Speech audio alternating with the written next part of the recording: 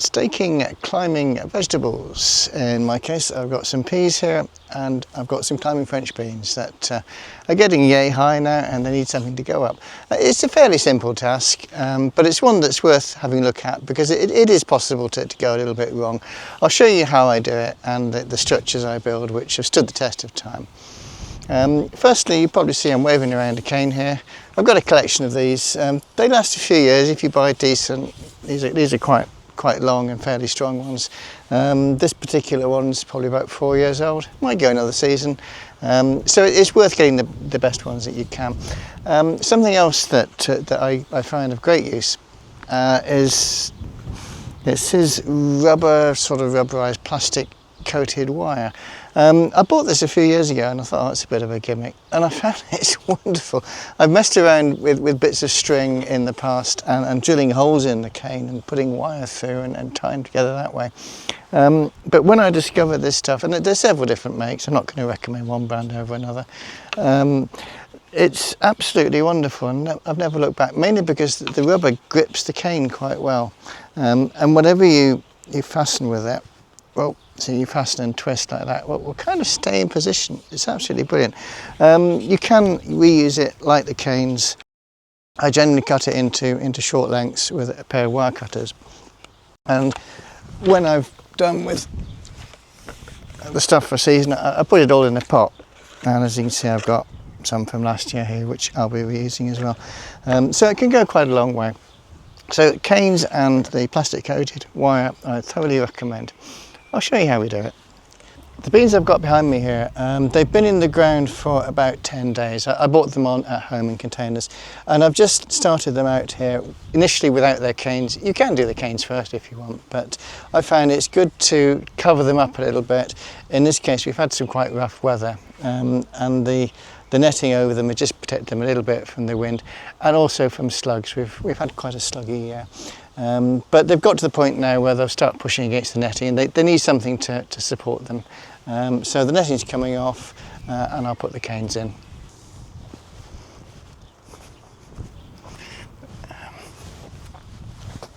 So that's removed the protective netting from the beans. They're looking good. It's been one or two have been slug eaten. I've got some replacements at home, and I'll bring them up when I've done this job and just replant. But most of them are looking quite good. And I've got the poles here. This is half my set of poles. Obviously, you need half for each side. And I'm going to build a traditional triangular shape, which will be quite strong. You'll see how it all comes together. And I'll show you also how I cross brace it against any wind too. First of all, push the poles in. They don't need to go in massively far. The structure itself will brace itself against the ground once it's in. So just 6 inches or so will do. I'm putting these between the beans to avoid damaging the roots, and just a little bit to the outside of the row. Just don't like that. Just settle. I might push that one in a little bit further. One at the other end just to get the size of it.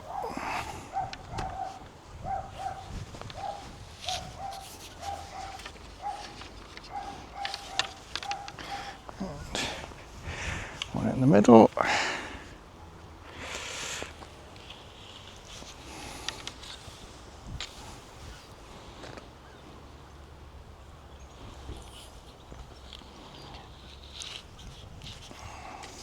If this spacing looks a little wide, I've got some intermediate poles that I can fill in.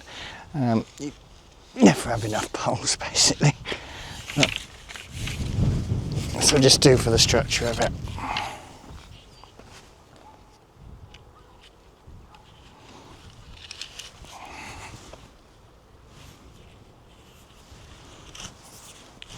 And the same along this side.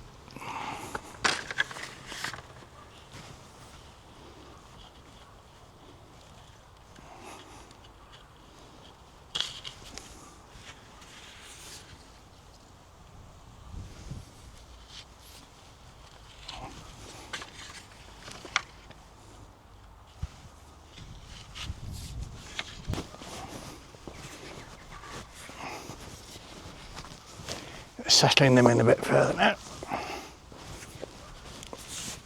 If they'll go.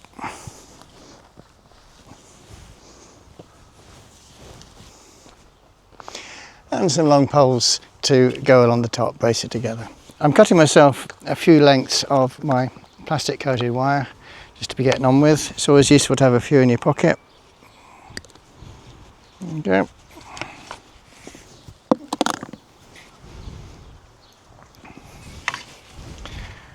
And we pop this up the middle. Now, working from underneath, you can then cross them over at the top like that.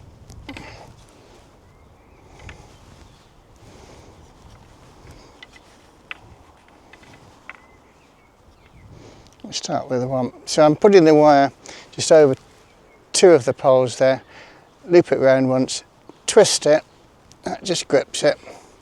Then hopefully you've got some spare wire you can use to grip the other bit of pole here.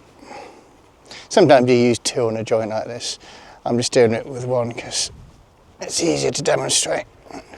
So, okay, so that's the first one, as you can see, and then you can just cross each one over like that.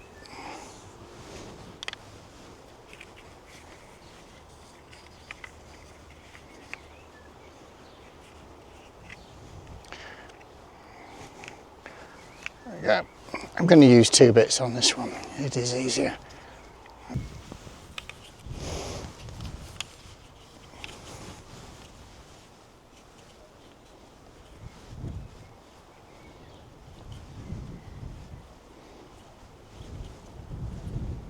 Just like that. Fix that one on there.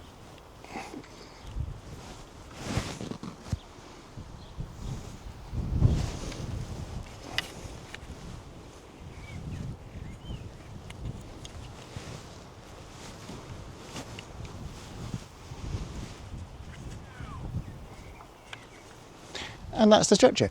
If you're in a sheltered garden, that will do you. It's reasonably strong, it's not going to go in this direction at all. There is a little bit of flexibility longitudinally, and if you live in a windy spot, and this allotment set certainly is a windy spot, you might want to do some cross bracing. I'm going to apply a couple of cross brace pieces. I'll show you how I do it. Get some spare poles, and if we push them in diagonally, just so that they're bracing several poles at once. There we go.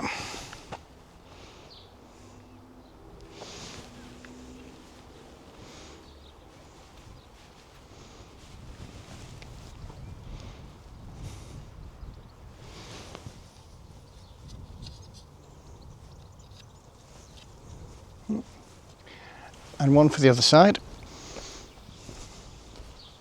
Hopefully you can see how the diagonal nature of these little cross braces give bracing against anything hitting from either end.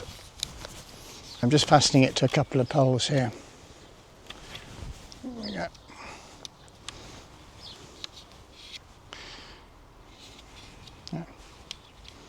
So as you can see, my two diagonal cross braces, they're running it in different directions. That will brace it from either end, and the whole structure, now very little in the way of longitudinal movement, that'll stand up to any wind. I mentioned at the beginning that the poles are quite widely spaced apart. These big poles are fairly expensive, so I have a little collection of smaller poles that I just pop in as intermediates just to help the beans get started, as it were, a little way up, and so that they're not trying to fill in these big gaps. I'll do that now. These are some plastic coated metal poles I bought about 8 years ago. Actually, they lasted quite well. They were expensive at the time, but they've proven to be worth the investment. I'm just going to pop these in as intermediates, and I'll just literally just tie them together at the top in a similar fashion to the larger structure, just to give things a leg up, as it were.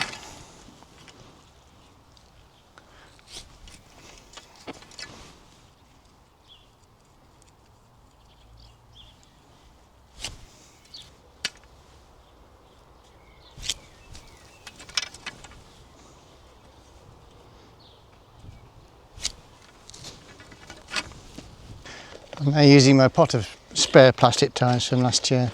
Yeah. I said they last a few years, these, they're pretty good.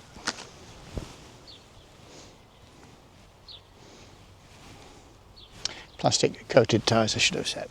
So they are. metal inside. I'm going to put a long pole up the centre of this inner wigwam as well, I think. Not to do any harm, just tie things together a bit better.